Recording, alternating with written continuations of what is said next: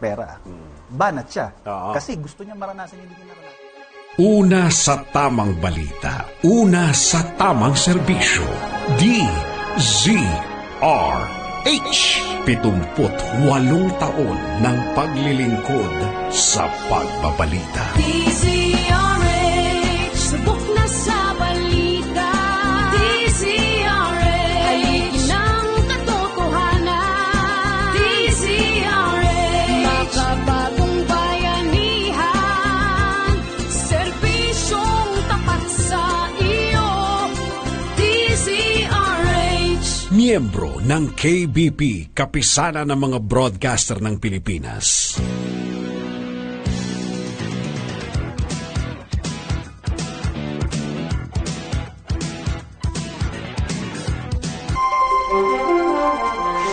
Magandang hapon, Pilipinas, Luzon, Visayas at Mindanao. Welcome sa isa na namang edisyon ng Ireklamo kay Greco. Kami ang inyong mga kasama, hindi po ako si Dennis Antenor Jr., ako po si Sheila Edubas. At ako naman po si Greco Belhica. Yes, kumusta naman ang iyong Sunday, partner? Okay. Long weekend. Long weekend, Friday, Saturday, Sunday, nahanap na nga ako ng aking mga anak. Sabi niya, Dad, diba holiday? It's holiday today. Sabi ko, yeah.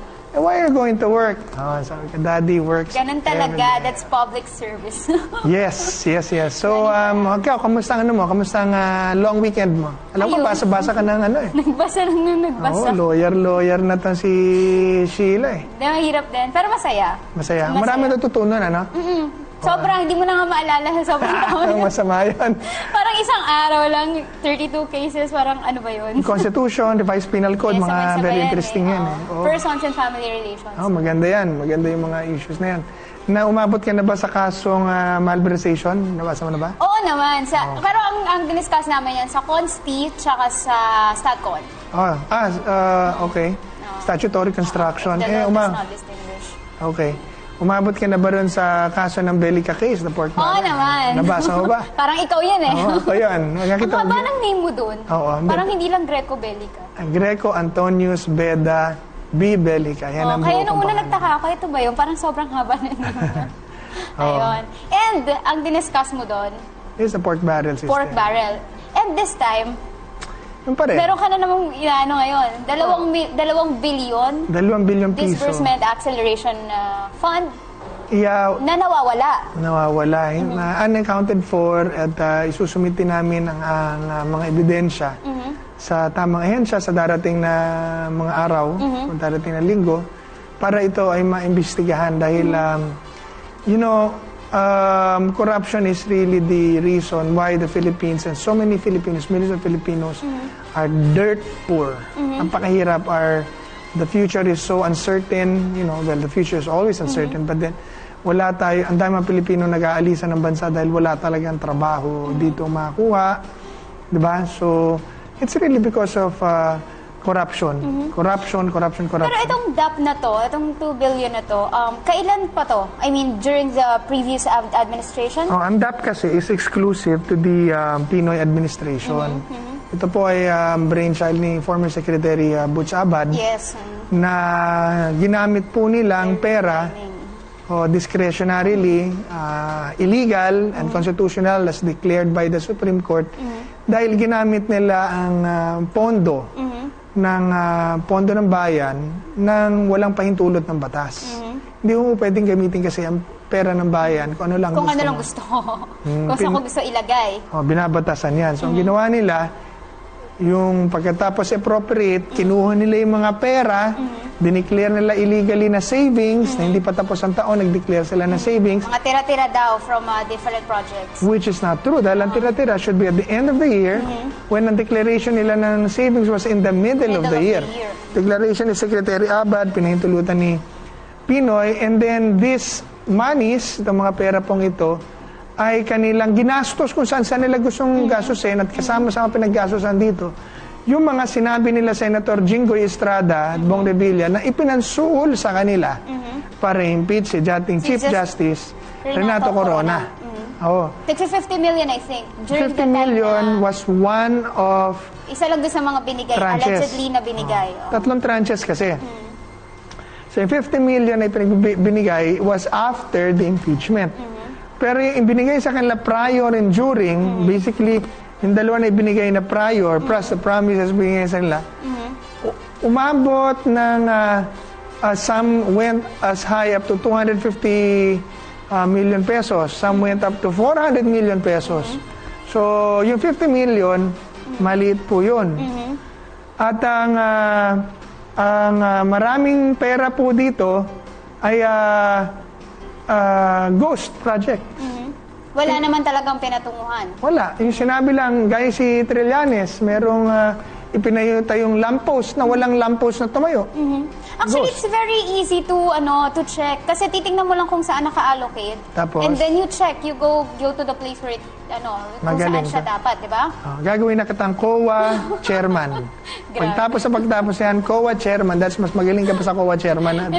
Pero, di ba, that's how you do it. That's how you check if talagang napunta doon yung budget. Buti ikaw, alam mo yan. At ang bilis-bilis, so walang kabagay-bagay. Madali lang naman eh. Ito si Ay, COA hindi ka chairman. alam nila, pero... Hindi ginagawa. So anyway, Yeah.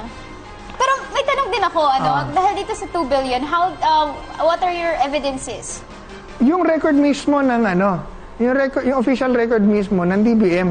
Yung kung saan nila... Kaya wala ho kaming unang-una, hindi naman ako mag-isa ang gumagawa nito. Ang dami-dami yung mga abogado, accountants na nagvo-volunteer, mga obispo, sundalo na nagvo-volunteer. Boss, wala naman rito, ito. Ang mga ebidensya, yung sinasabing lamppost dito ni Trillanes, hindi naman ho talaga tumayo, pero nagastos talaga po yung pera. So, nasaan yung lamppost? You know? These things, kaya po natin, ang point dito, these are proofs.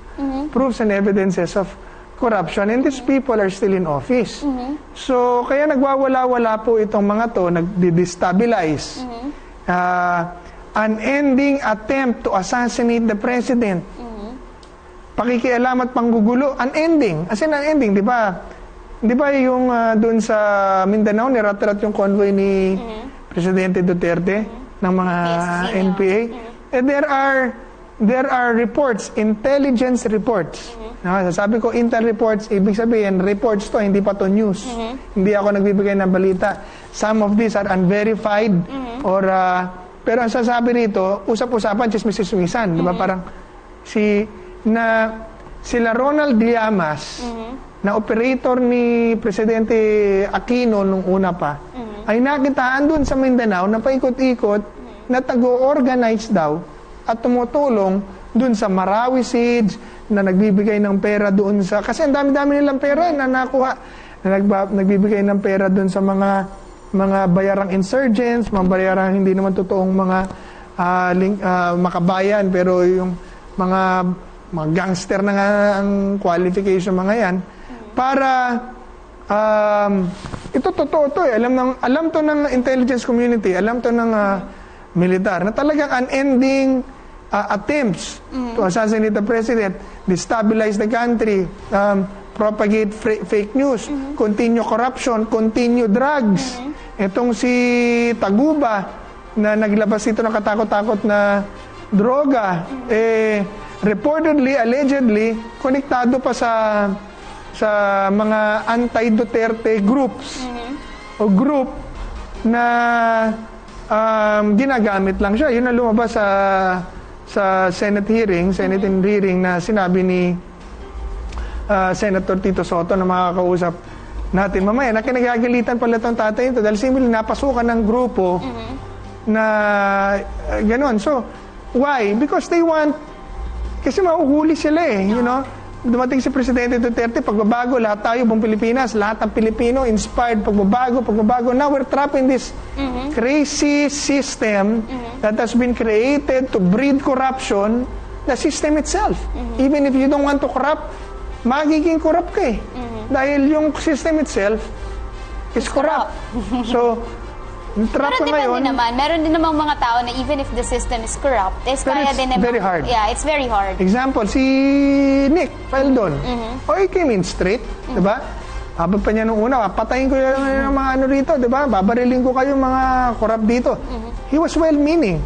But because of the system was so complicated, that makes it very hard for any commissioner to monitor the system because it is impossible to monitor it because of the volumes of transactions and volumes of laws that has to be applied.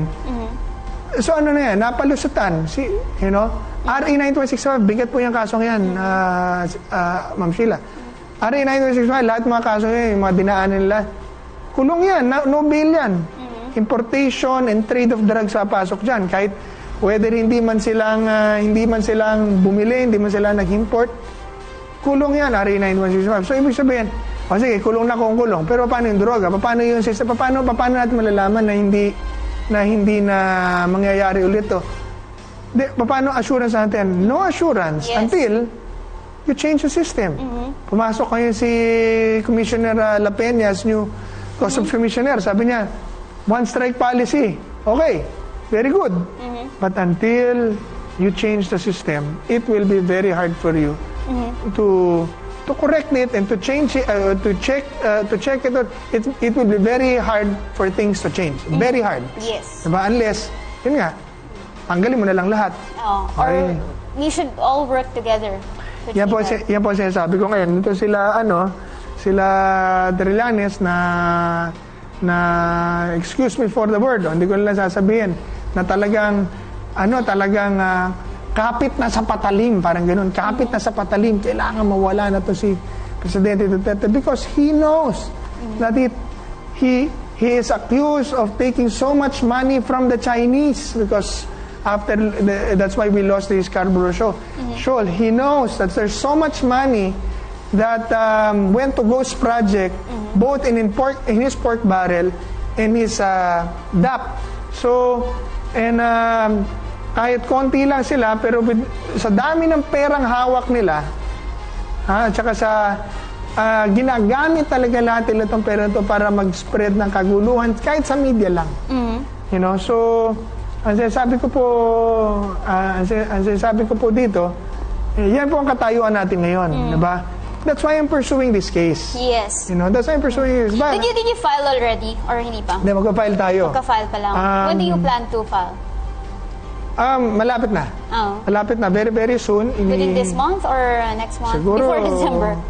Siguro, kahit basta abangan nyo lang, ipapile lang natin lalong madaling panahon, sasabit na natin ang mga ebidensya at impormasyon sa Department of Justice or sa Ombudsman sa tamang forum para ang point ko dito, maimbestigahan. Okay.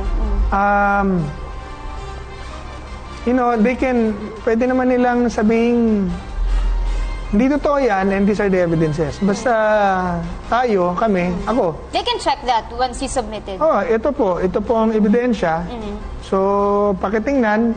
At dahil po yan, papel yan, dahil yan, official yan. So, kung hindi po totoo yan, edi ilabas yung ebidensya nyo, di fine. So, pero kung totoo yan, panagutan mo, ibalik mong pera. Yes. Diba? Umalis ka dyan sa pwesto mo, gaya na sinabi ng batas, at malaman na lahat para ma-correct. Okay. Pero ang bottom line nito, correct, wala akong, Ma'am Sheila, mga kabayan, wala akong duduruin o single out. Wala akong pakialam dun eh. Diba? Kahit sino sila eh.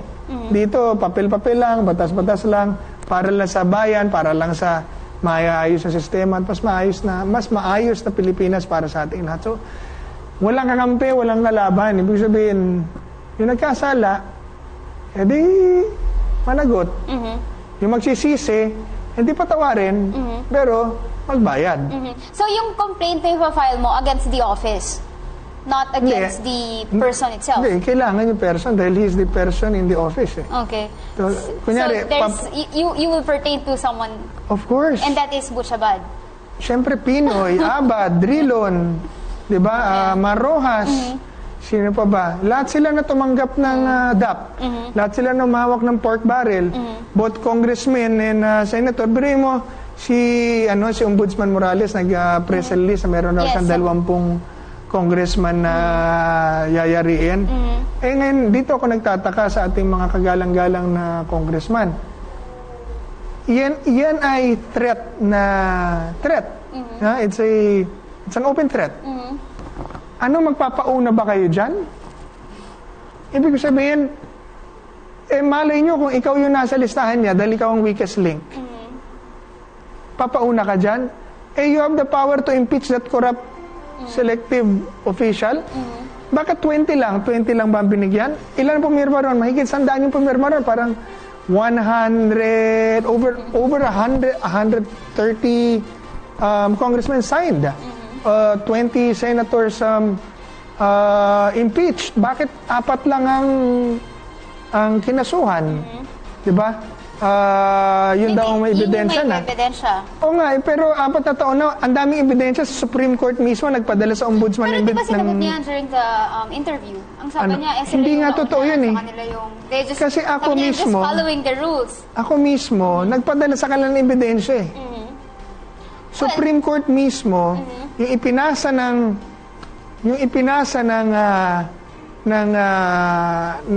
nila Butch Abad, nila Secretary Butch Abad doon sa Supreme Court na evidence packet pinadala sa kanila eh.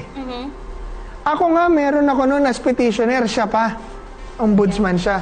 So para sabihin niya walang ebidensya, hindi totoong walang ebidensya, merong ebidensya, hindi mo pinatrabaho. Yun. Ako Nag-iinit na siya. Hindi, di pa ako mainit yan. Maulan eh. Malamig pa. Alam mo talaga siya, no? Ombudsman Conchita Carpio. Hindi, okay lang yan. Walang personalan. Picture sa YouTube, magkadikit yung picture yung dalawa. Talaga? Kulang na lang lagyan nila ng verses doon.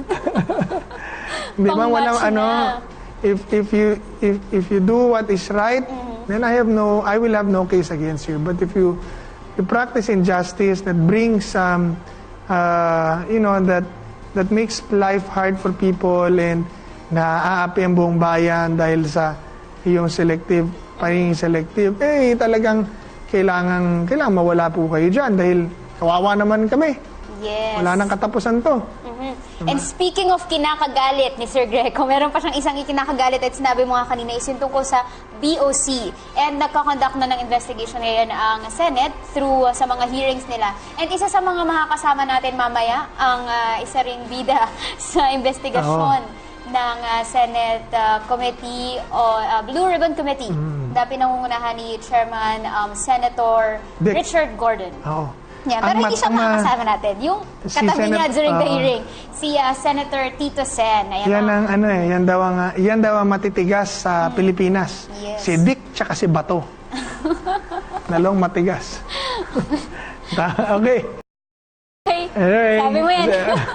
Totoo, matigas. Bato. Anyway. Yung bato, okay lang. Tigas yun, si Senator Dick matigas yan. Kasi matapang talaga yan. Kahit pag in-interview mo yan, yung boses niya, nakala mo lagi siyang galit. Sa totoo lang, pagka nakakausap ko siya, parang... Bakit ganon? Kahit ikaw ang kausap niya? Boses niya, Talaga? Well, kasi naman yung qualifications naman kasi ni Senator De Gordon, pang presidente na siya eh.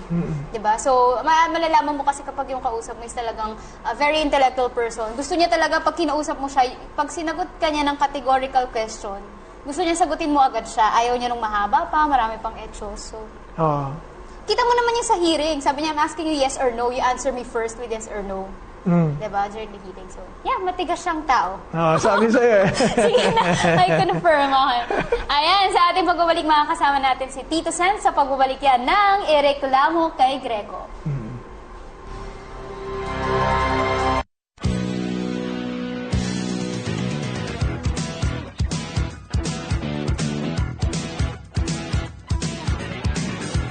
Ang bango-bango, ang bango-bango, ang bango ng detergent ko. Ayon sa research, halos 80% ng mga misis mas gusto ang bango ng Pride with Babcon kaysa leading brand even after 24 hours. Dahil ang Pride may tuloy bango microbeads para sa bangong tuloy-tuloy buong araw.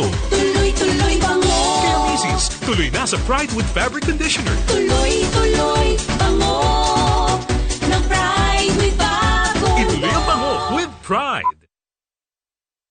Di biro maging nurse, dapat marunong sa sakit at marunong ding mag-alaga. Yun bang may malasakit? Kaya pagdating sa bath soap, hanap ko, tulad ko, lalo't may pamilya ako. Kaya ang gamit ko, Shield Bath Soap. Galit ito sa sakit na dulot ng germs. May antibacterial na pareho ng sa leading brand. At may malasakit sa skin dahil may shea butter moisturizer. May malasakit din sa budget dahil super affordable. Kaya naman recommended ito ng Philippine Nurses Association. Shield, galit sa sakit, may malasakit. ACS.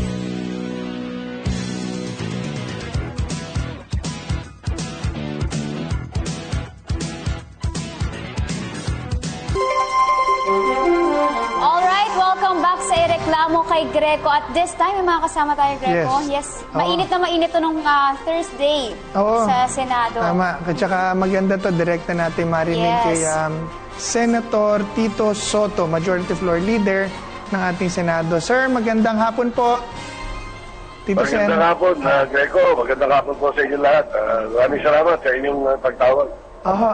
Tito Sen, diretso na po ako rin sa, dun sa usap-usapan hanggang ngayon, sir. Yung investigation sa customs, tapos yung nagkainitan yung dalawa kahapon, si Senator Gordon, Senator Trillanes, na nag-peacemaker kayo, sir, no? Nag-peacemaker kayo kahapon. Oo, nakakahiya. Televised pa naman yung hearing. Tapos, medyo parliamentary na yung nangyayari. Hindi magandang tingnan sa Senado yun at hindi magandang ehemplo sa mga nanonood. Tama po. Tito Sen, meron kasing part doon yung pinasuspend nyo, di ba? Tapos pinatay yung mic. And then, sinabi mo nga na nagiging unparliamentary na to, baka pwede nating... Sir, ano ba yung naging usapan na hindi na naririnig? Parang, totoo ba, sir, na ito? Nabasa ko lang naman sa Facebook, pero totoo, sabi mo daw kay Senator Trillanes, gumawa ka na lang ng sarili mong kumuti. Totoo ba yun, sir?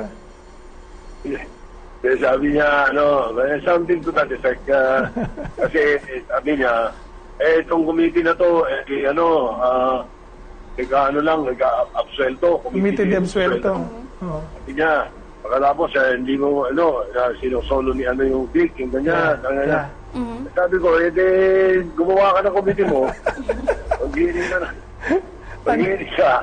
Buti nga, hindi ko sa mic sinabi na, yung sinasabi daw na I was lawyering daw. Oo, totoo yun. Sasabihin ko sana lawyering ba ako? Disbar niyo ako. The best, boss. Kaya lang mga sabihin, nagko-comedy na naman ako. Totoo naman, sir. Talaga naman magaling kayo dyan, boss. Boss, nag-recant si Taguba ng kanyang pagkakadawit. Sinabi niyang hearsay at fake news at kailanman din niya idadawit. Si Vice Mayor Paulo Duterte at si Attorney Mancio Scarpio. Sir, yun ang inyong yun ang inyong sinasabi na hindi totoo mga inilalabas itong mga to, something to that effect. Ano, sir? Yun ang punto. Yun ang punto ng tanong ko. Yung tanong ko kay The Explosive, Greco, alam mo naman yan. Ikaw, sanay ka rin nakikipag-debate ka, umaharap ka sa mga maraming tao. Yes, sir. Yung tanong ko, it could be bad, it could be good, pero it was to go to the truth. Kasi ganito sinasabi nitong hindi naman nagbabago hindi naman nagbago si Tagupa ng sinasabi niya Pagka pinakinggan nilang mabuti yung nangyari. Sinasabi ni Tagupa, noong January, humanap siya ng kolekta para siya ay mapalapit daw kay Vice Mayor Duterte at pagkaroon ng influensya sa customs. Tama. Diba? Yun ang kwento niya. Okay, Hingis, ganun yung kwento. Pagdating ng mga February, March, hindi na raw siya umubra. Wala na raw. Yun ang una niyang testimonya. Itong testimonya niya ngayon, inaamin pa rin niya yun. Sabi ko sa ibang sabihin, March, wala ka ng connection dyan sa Davao Group. If ever, there really is a Davao Group. Sabi niya, wala. Iba na yung mga kausap ko. Mas binanggit ang Kendall Pakunyan, kung Tapos yung Tita Nani, ganyan. Tapos sabi kong ganyan. So, itong container na shipment na ito, ng 604 kilos, na kung saan talaga doon ang intention nitong committee. Sabi ko, doon sa Cebu naliligaw tayo, nadidistract tayo Sabi ko, ito ba, may kinalaman ba yung Davao Group dito? Wala, sabi niya. So, ibig ko sabihin, kung nasa likod man si Vice Mayor Duterte o si Atty. Carpio, nasa likod niyang Davao Group na yan, So, dito sa particular shipment na ito, ay hindi ka tinulungan o walang pakialam. Wala, sabi niya. Parang medyo, siguro, parang hindi nagustuhan ni Senator Trillanes yung party niyon sapagkat lumalabas na mali yung pinupunto nilang nung nag-uusap silang dalawa ni Tagupa kasi hindi sila nagsasalita ng date Hindi nila sinasabi na yung pinag-uusapan nila January pa So, sir, January, February, March pa Okay, so sir, ang lumalabas pala, si Trillanes ang nag-bring up, nagdala nung usapan dun sa aspetong yon. So, hindi yun ang issue, di ba? Based dun sa mga sinabi ni Taguba, Kasi may nakakatatlong baligbing na ito si Tagumpay eh. Nung una, may sinabi siya sa amin sa executive session. Pagdating sa hearing namin, medyo na iba. Pagdating nyo sa executive session ng House, nakikinig yung mga congressmen kahapon. Ang sabi ng mga congressmen, ito raw si Tagumpay, iba raw ang sinabi sa amin kahapon. Oo, sabi ng mga congressman. Oo. Ngayon, hindi yun ang matingkad eh. Ang matingkad sa lahat, at baka hindi napansin ng mainstream media, ayaw ko, hindi talaga pinansin, yung report ng PIDEA. Na yun daw, isa pang shipment na hinuli nila, 898 kilos. Wow. Si Tagumpay din yung nagpasok. Okay. Bakit hindi na-highlight yun? Tapos ngayon, sinasabi ni Senator Trillanes, imbitahan si Vice Mayor Duterte at saka si Atty. Cambio sa Blue Ribbon. Sinasabi ko, i-take up natin sa Blue Ribbon ng umitihan. Kasi ang pinag-uusapan yung shabu. Sinabi na nga nito na walang kinalaman yung mga yon dito sa shipment ng shabu.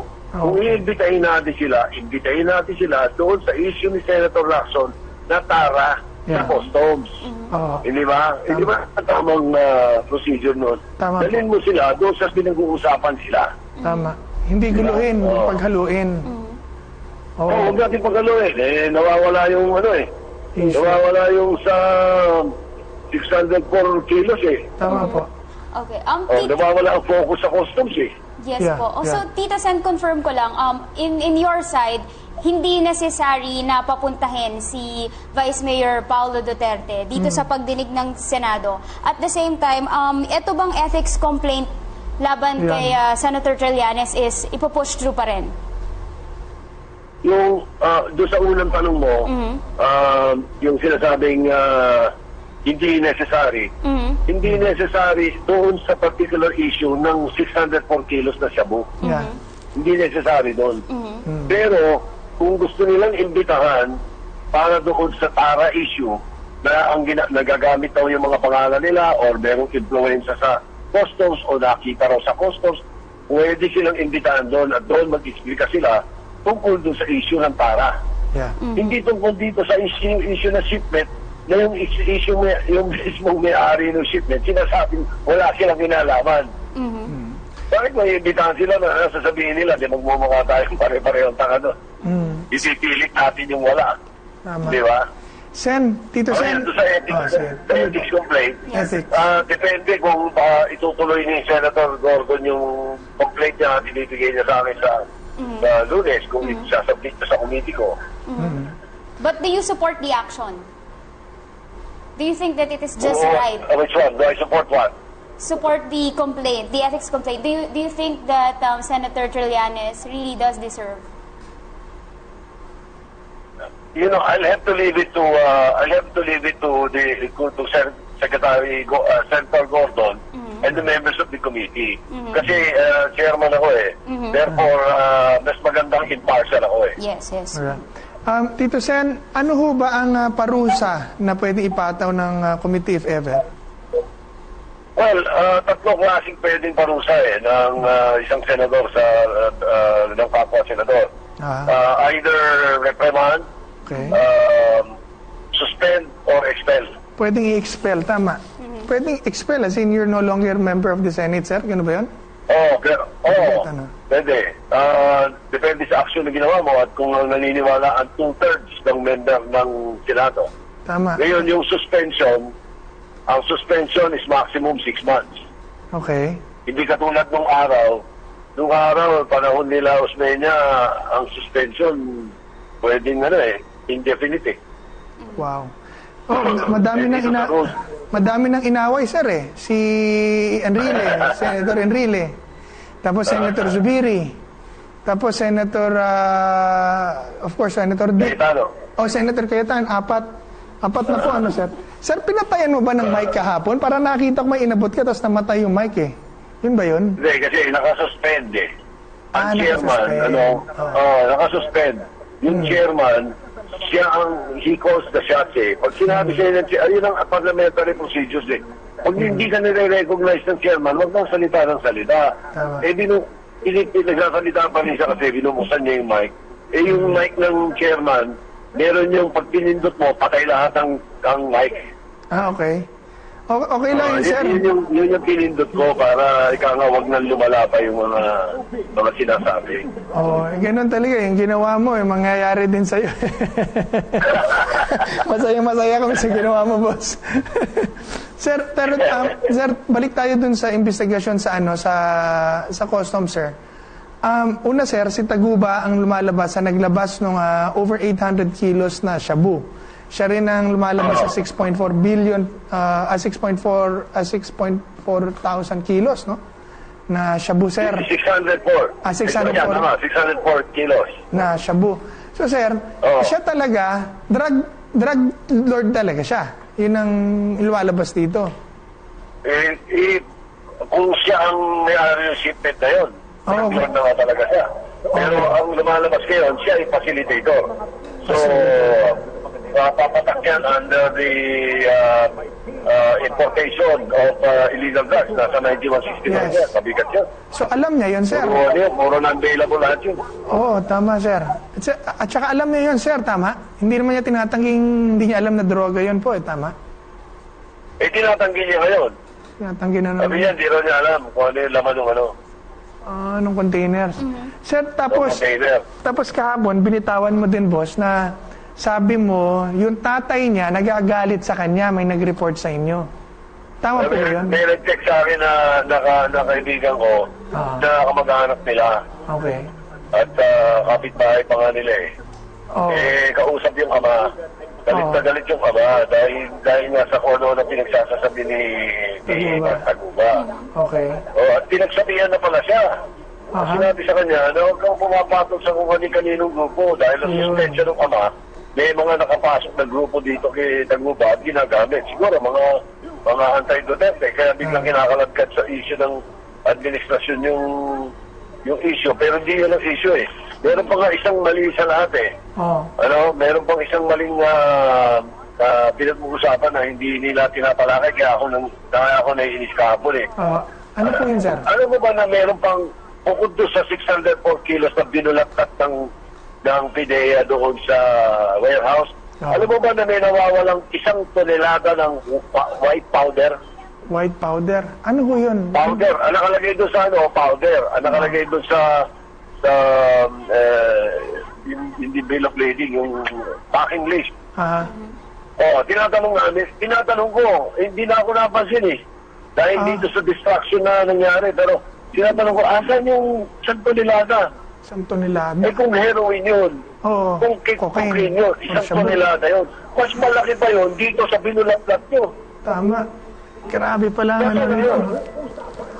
Kaya nga kaso, alam mo naman yung mga ibang kasama natin kasi, hindi sa Senado, kundi sa mga nanonood siguro, saka yung ibang, ang mas gusto na yung nag-aaway kaysa sa mga talagang tunay na dapat hanapin natin eh.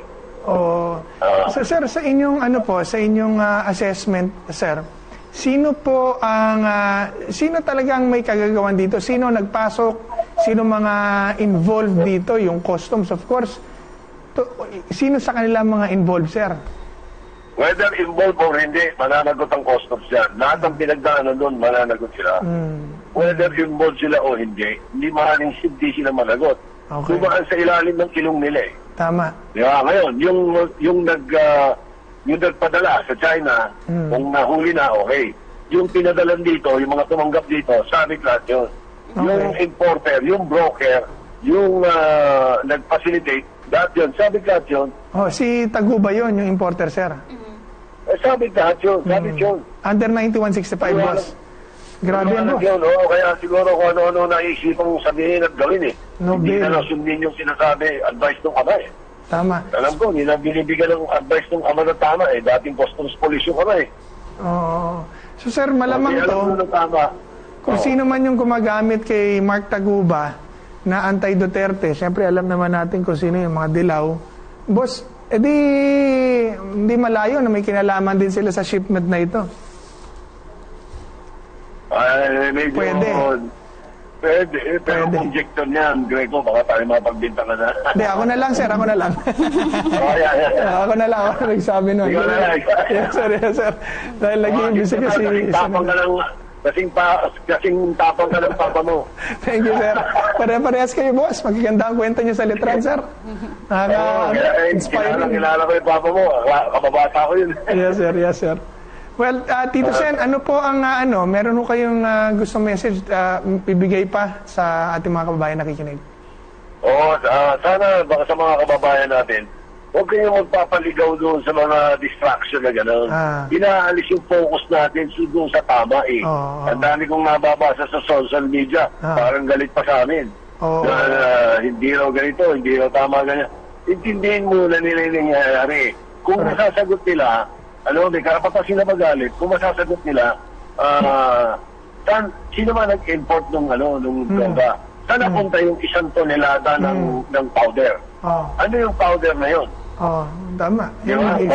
Kung masasagot nila yan, okay na ako kahit ano sabihin nila sa atin. Yeah. Yun ang hinahanap natin eh. Tapos gusto nilang dalhin sa issue ng TARA. Yung TARA tungkol doon saan yan? Doon sa privilege speech ni Senator Lacson, doon natin pag-usapan yan at doon natin imbitahin kung sino gusto niyong imbitahin kahit sino pa. Tama. Yun lang. Salamat. Sen, meron pa ako ihahabol, sir. Kasi, sir, is it not possible for a non-senator to file a ethics complaint against senator through, of course, sponsorship ng isang senator? Kunyari, kami, mananunod po. Hindi kailangan ng sponsorship. You can file, any citizen can file a complaint against a sitting senator. Okay, kasi sir, kami naman you don't need the sponsorship of a senator. Talaga, sir, pwedeng pumunta lang doon. Oh, really? Oo. Sa committee niyo, sir? Sworn affidavit, sworn complaint. Sworn complaint. Sir, kasi hindi man bulag ang taong bayan. Nakikita naman namin yung totoo sa hindi, tsaka yung tama sa mali, tsaka yung nanggugulo lang. So, I guess marami nag-i-interest yan, boss. Sir, maraming salamat ha. Huwag kayo magsasawa. Ay, sige. Greco. Salamat din. Sige, yes, sige, papa mo ha. Yes, sir. Yes, sir. God bless. God bless. Sige, thanks. Alright, sige, bye-bye. Okay, mga kaibigan, narinig niyo po, Senator Tito Soto, ang chairman ng I think Ethics Committee ng Senate. So mainit po yan. Ang ganda ng mga sinabi ni Senator Soto, inilabas niya. Unang-una, yung over 800 kilos na shabu na lumabas prior to the 600. Hindi masyado nabigyan ng... Meron 800, meron 604 kilos na shabu, tapos meron pang 1 toneladang white powder. Yes. Although hindi specify kung ano mismo yung white powder na yun. Pwede yung shabu, cocaine, harina, pwedeng baby powder, pwedeng whatever it is. So, nakikita mo talagang ganun kalaki yung transaction dito. And yet, di ba, ito nga yung sinasabi ni Senator Gordon na talagang hindi nila hayaan. Kasi before, after ng investigation, that's it. Wala nang nangyayari, di ba? Pero this time, sabi niya talagang, prior hand, na interview rin kasi dito rin sa DZRH, si Senator Gordon. And sabi niya, hindi niya talaga hayaan na magbigay lang ng result. Talagang susundan nila to and they will make sure na talagang kailangan talaga yun. Na talagang may mga mapaparusahan this time. Kasi diba, how many times they conducted investigation and yet what they keep on doing lang is sending the results. Pero hindi masyadong talaga yung hanggang dulo nakikita natin na talagang tatapos yung kaso. Although may mga nakukulong din naman. Well, anong tawag nito? Napakalaki ng issues na yun, Ang issues dito, yun nga sinasabi ni Senator Soto kanina, idinidiin ni Trillanes dun sa issue na merong allegations na si Vice Mayor Duterte tsaka si Attorney Mans Carpio ay merong mga involvements na illegal. Yun ang pinipilit ni Trillanes na i-highlight. Where una-una, itinanggi ni Taguba. Nag-sorry pa si Taguba ngayong Friday. Yes, nagre-retract siya ng kanyang mga statements. Pagkakadamay niya raw doon sa dalawa, kay Vice Mayor Duterte at saka kay Attorney Mans Carpio, na na-drag yung mga pangalan nila sa anomalya sa customs. Hindi raw totoo. Hearsay lang raw yun. Tama. So, doon ifino-focus ni Trililing ay ni Senator Trillanes. Yung issue, when ang issue, merong 1 tolenadang white powder, merong 604,000 kilos na shabu na pumasok, merong over 800 1,000 kilos na shabu na nakalabas na. Na yun talaga ang issue. Diba? Actually, yun yung problem kapag televised ang investigation. Kasi nagagamit siya yung sa personal nating agenda. Pero Sheila, hindi naman naloloko ang tao eh. They can they can buy time, they can filibuster there, diba? Magpasikat sila ron. Pero tayo, mga nanonood, nakikita natin kung walang kwenta ang sinasabi ng isa, nakikita natin na kahit sinasabi nila na si Senator Gordon daw parang yun bang sinosolo lahat. Hindi, sa akin sa pinanonood ko, hindi, he is pursuing a point and he is pursuing legitimate and very important points na it's substance over form in other sa batas pag gumagawa ka ng mga petitions, merong mga ganyan. Substance over form.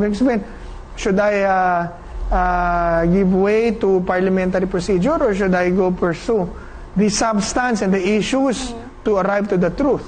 You know? So, kahit magpasikat itong si Senator Trililing na pasabat-sabat siya doon. Pero, ikita mo naman yung linya ng questioning niya is highly political. Ibig sabihin, political. Talagang gusto niya lang pasamain ng imahe ng Pangulo at ng kanyang pamilya dahil gusto niyang pababain si Presidente Duterte, dahil gusto niya ipalit si Vice President Leni Robredo para happy-happy na naman sila dahil palapit nang pumasok ang kanilang mga anomalya sa pork barrel, sa DAP, sa mamasapan ni Pinoy, sa back channeling niya sa China. Sinisihil na sila nito sa participation nila sa Marawi. And people want justice and people are running after the truth.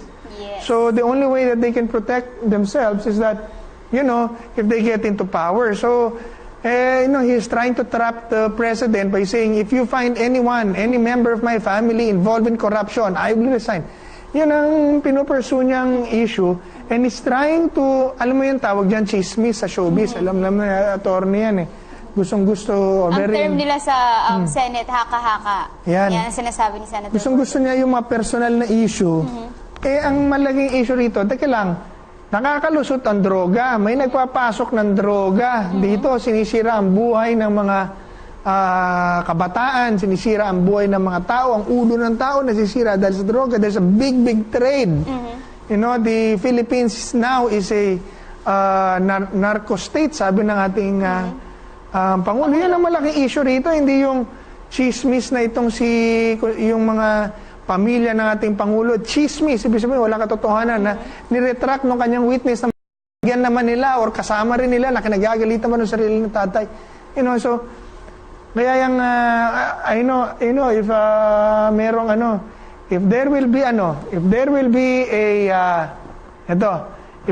be a brave soul, I'm calling any brave young man, who will file an ethics complaint Ikaw against... ba yan? Hindi. Nakakaramdam ako ng brave man and brave Sino soul. dyan, and you will... Oo, kasi sabi ni Tito Sen, anyone naman. Diba? You will... Anyone can file complaint. Anong tawag nito? You will do this country a service. Susuportahan kita. Ikaw ba, balak mo ba? Ako, okay lang kung wala. Pero, baka... Pero let's see merong gusto eh. Diba? Baka ituloy din naman ni Senator Richard Gordon ang kanyang ethics complaint. Baka naman. Baka naman. Pagkakarinig ko, para itutuloy naman niya. Sabi niya desidido siya kasi this is not the first time na ganyan ang ipinakita ni... Sana merong parang kasi pag ako sinabi, kakampihan ni Presidente, di ba? Pero kung kung in the name of fairness and objectivity, ikaw dyan na, kumbaga sasabihin natin, ordinaryong mamamayang Pilipino. Diba? Ikaw ay fairly nanonood ng investigasyon na nangyayari sa Senado. You will be doing 100 million Filipinos a service, a good service. If you will file that complaint, susuportahan kita. Yon. Ayan may suporta kayo ni Sir Greco. Samantala, para naman sa ating Bible verse.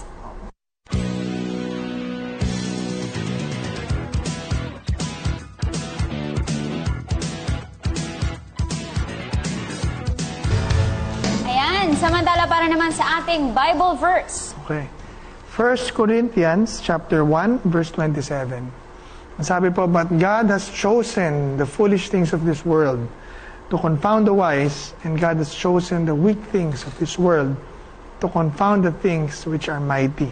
Sheila, ito ay isang encouragement sa atin mga ordinaryong tao. Ordinaryong mamamayan. Superpowers. Walang super influence. Yes. That success does not require that you be a great man or a great woman or a wealthy, powerful individual, but it's really God's choice. It's really God's will. Ibig sabihin, kung ikaw ay isang tao na sumusunod sa Diyos, then you are pursuing God's will. Then you have the complete ingredients for success. Yes. For whatever purpose God has given you, you will succeed. Malalaman mo naman yung purpose ng buhay mo dahil makikita mo na yung ginagawa mo kahit hindi ka bayaran, gagawin mo. Yes. Dahil yun talaga ang Tama at yun talagang passion, yun Yes. talagang alam mo at magaling kang gawin. So itong kinaharap natin po, ito yun, sa bayan natin, ang pakalaki ng mga suliranin, sobrang korupsyon, sobrang kriminalidad. Diba? Meron ka ng presidenteng Duterte na, matigas na, matapang, kriminal, pero ang dami pa rin nagpapalusot. Tama? Ganun pa rin. Maraming ayaw tumigil, marami nang tumigil, pero marami pa rin ayaw tumigil dahil just because nakakalusot, just because they're powerful. But no, you know, it is our obligation and utang natin sa bayan at utang natin sa Diyos na labanan ang lahat ng klase ng katuwalian at kasamaan na bumabalot sa ating kapaligiran para makapaghanda ng mas magandang bukas para sa mga susunod na henerasyon. Yes. Ibig sabihin, sino ang gagalaw? Iaasa mo sa malalaking tao? Iaasa mo, hindi kailangan, wala naman ako. Hindi naman ako Greco eh. Hindi naman ako matapang eh. Yes. Diba? Hindi. Ang sabi ng Panginoon Diyos, God has chosen, pinili niya, to use the little things of this world, to use the weak things of this world to found both the mighty and the wise. Bakit? It was a David who killed the Goliath. It was a Moses, a shepherd Moses, who led Israel out of bondage from a superpower nation. And it was Jesus Christ, a carpenter, the Son of the living God, who gave His own life to save, you know, all human beings and all the world who will believe in Him. Ibig ko sabihin, inadya ng Panginoon Diyos na sa iyong kahinaan, ikaw ay maging malakas at sa iyong kaliitan, ikaw ay maging malaki. Yes. Kung ikaw lang ay mananampalataya sa Kanya at sa Kanyang salita.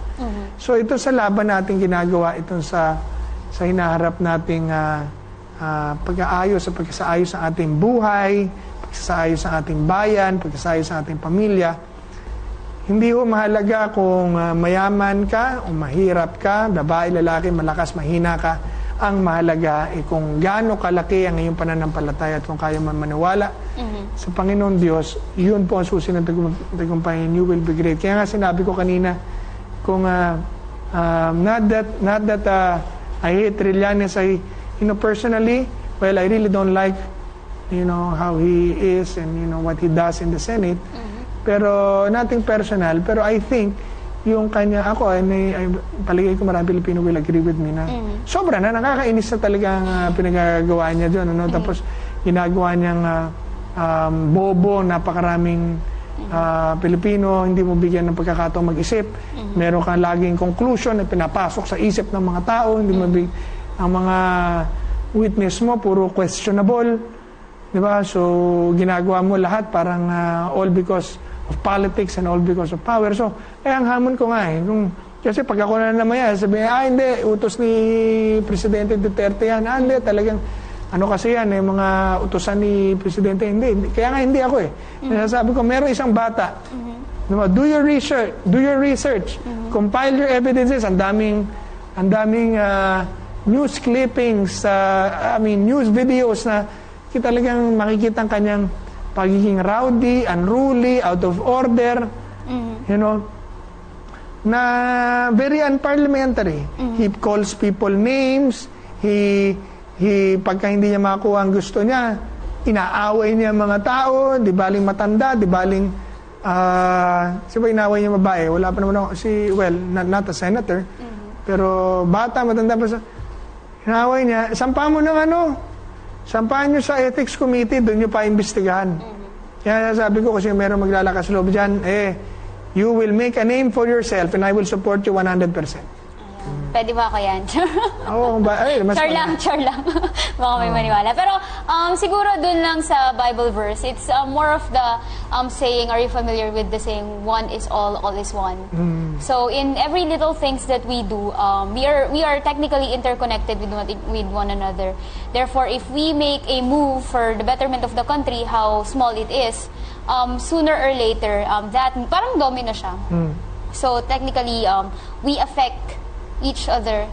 Later on, yung small na ginawa mo, magiging matatanim yun sa isip ng mga natulungan mo, and that small things will become great. Diba? Kasi katulad nung kunwari, pag ikaw gumawa ka ng mabuti, despite pwede ka naman gumawa ng mali. So pag nakita yun ng ibang tao, they will be inspired to do good things din. At yan ganda ating bayan. Yes. Mani-inspire ang mga tao. Meron palang hope. Pwede ka palang makakilala, pwede ka palang igalang, pwede ka palang umasenso. Dahil lang ginagawa mo ang tama. Pero wag lang yung maging ugali, papasok ko politika para magkapera. Mali yun. Papasok ka ng politika para maglingkod bayan, para maglingkod sa bayan. Actually, baliktad nga dapat, di ba? Dapat pag pumapasok ka sa politics, hindi ka nag-expect ng money. Kasi nga public service yan.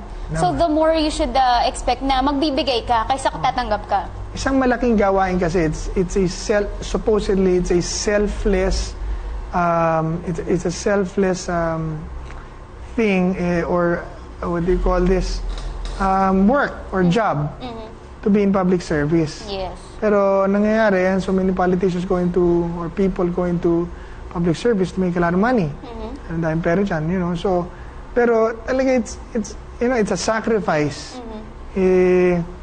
Yun talaga po. So, pumasok kayo dyan, it's because you want to make your daddy and your mommy proud of who you are. You want to make your lolos and lolas proud. So, yan po talaga ang public service. Kaya, pinahuhuli mo ang mga masasamang tao, pinatitigil mo ang mga masasamang gawain, binabago mo ang sistema para yung maliliit, maipagtanggol mo sa mga nangaaping malalaki, at yung mga maliliit at mahihirap, mabigyan mo ng pagkakataong umasenso sa bayan na kanilang panganakan. Yun po ang Sheila Edubas for Senator. My grabe. Ikaw dapat yon. Ayan, so naitawid natin ang ating Bible verse dahil kasama natin si Brother Greco. Pastor. At next week, marami pang kailangan abangan. And of course, lagi kang #1 partner. Wow. So thank you sa lahat ng sumusuporta sa ireklamo kay Greco. Maraming salamat po. It is an honor to have your heart and have your ears. At maraming salamat po. We are humbled. Yes. At pagbubutin pa po namin dahil kayo ang #1 sa amin. Yes. And next week, marami pa rin po uusapan. As of now, ako po muna ang inyo nakasama sa ngalan ni Dennis Antenor Jr., Sheila Edubas. At ako naman po si Greco Belhica na nagsasabing ang tunay na pagbabago magsisimula sa puso ng tao at kung walang magrereklamo, walang magbabago. Maraming salamat po.